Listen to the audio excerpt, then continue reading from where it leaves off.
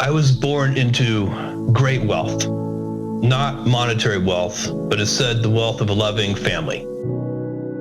A family that fostered my curiosity and encouraged me to dream big.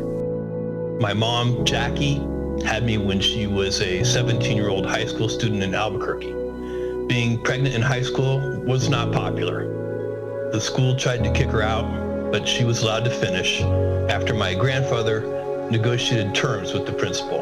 She couldn't have a locker, no extracurriculars, and couldn't walk across the stage to get her diploma. She graduated and was determined to continue her education, so she enrolled in night school, bringing me, her infant son, to class with her throughout.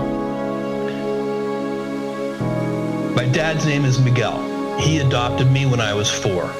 He was 16 when he came to the U.S. from Cuba by himself shortly after Castro took over. My dad didn't speak English, and he did not have an easy path.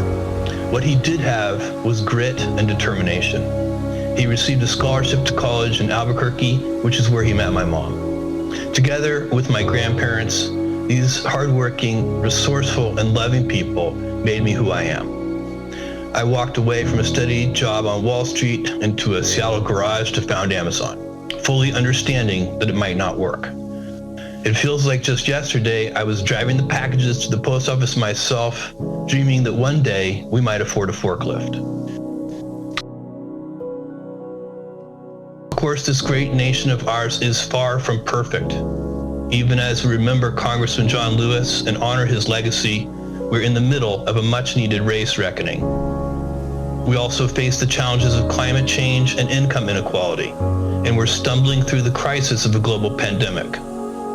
Still, with all of our faults and problems, the rest of the world would love even the tiniest sip of the elixir we have here in the U.S. Immigrants like my dad see what a treasure this country is. They have perspective and often can see it even more clearly than those of us who were lucky enough to be born here. It is still day one for this country, and even in the face of today's humbling challenges, I have never been more optimistic about our future.